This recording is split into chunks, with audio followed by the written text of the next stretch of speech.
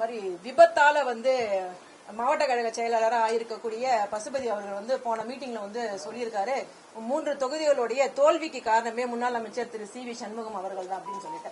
2026 சட்டமன்ற தேர்தலில் அதிமுக பெற்ற வாக்குகள் பாத்தீங்கன்னா 4,06,752 வாக்குகள்.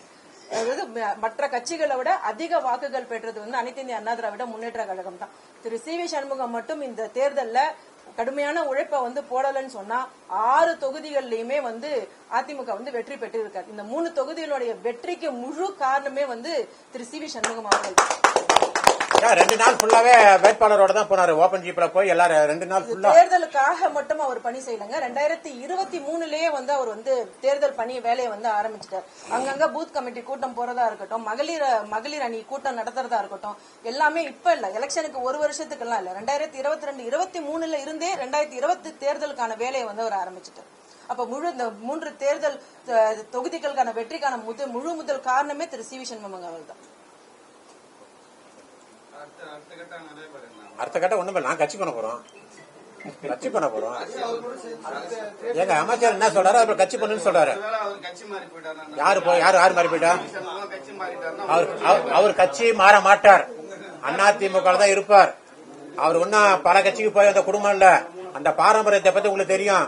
விழுப்புரம் மாவட்டத்தில் கிட்டத்தட்ட 15 மாவட்ட செயலாளர் பார்க்க வேண்டிய மாவட்ட செயலாளர் வேலையா அவங்க அப்பா ஒரே ஆள் பார்த்தார். வேணுகோபால் கவுண்டர் ஒரே ஆள் பார்த்தார்.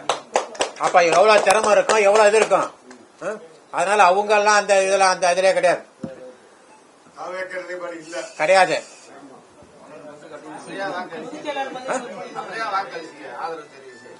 எங்க அது அவங்களதான் கேட்கணும். 2வது அந்த நிலைப்பாடுலாம் கிடையாது. அந்த நிலைப்பாடுனா இங்கேயே பண்ண போறாங்க. மக்களால் தேர்ந்தெடுக்கப்பட்ட ஒரு ஆட்சிங்க, ஒரு கட்சி மக்கள் தேர்ந்தெடுத்திருக்காங்க. இப்ப மக்களுடைய ஒரு தேர்வுக்கு ஒரு மரியாதைன்னு ஒண்ணு கொடுக்கணும் இல்லையா? அது ஒரு அறிவுபூர்வமா யோசிக்கணும். அதாவது ஒரு கட்சிங்க ஒரு 3வது இடத்துல ஒரு கட்சி இருக்கு. ஒரு நிமிஷம் சார், 3வது இடத்துல ஒரு கட்சி இருக்கு.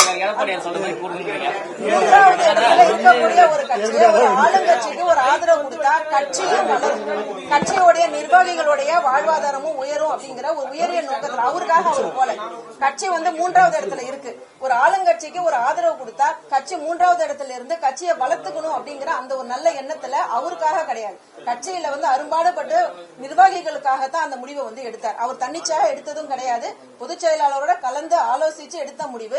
தனக்கு முதலமைச்சர் பதவி கொடுத்தா டிவிகே ஆதரவு கொடுக்கும் அப்படிங்கிற நிலைப்பாடு எடுத்ததுனால ஒரு மக்களால தேர்ந்தெடுக்கப்பட்ட ஒரு கட்சிக்கு தன்னுடைய ஆதரவை கொடுத்தார். போன வாரம் சென்னை போயிட்டு ராஜினாமா கடிதங்கள் கொடுத்தாங்க சார்.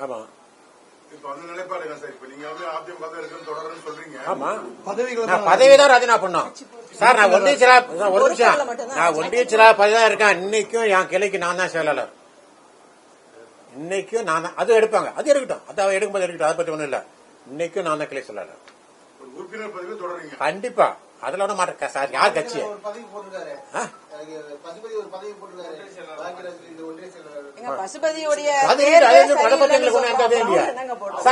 சார் நாங்களே வானான்னு சொன்னதுக்கு அப்புறம் தான் அவர் போடுறாரு. சொல்றது புரியுதுங்களா? நாங்க எங்களுக்கு பதவி வேணான்னு சொன்னதுக்கு அப்புறம் தான் அவர் போடுறாரு. அது போட்ட அப்புறம் அதுக்கு என்ன இருக்கு? யாரோ ஒரு ஆள் போட்டுதானே ஆகணும். பஞ்சாயத்து தேர்தல் வரும்போது இதுக்கெல்லாம் நீங்க உங்க ஆட்களையும் இறக்கணும், அவரு ஆட்களை நிறுத்த போறாரு. பஞ்சாயத்து தேர்தலில் கட்சி என்ன சொல்றா அதை கேட்க போறாங்க, எல்லாம் கேட்க போறாங்க. ஃபர்ஸ்ட் இது ஆகட்டும், அப்புறம் பாத்துக்கலாம். அது வரைக்கும் யார் தலைமை இருக்குன்னு பாத்துக்கலாம், அப்புறம் பாத்துக்கலாம்.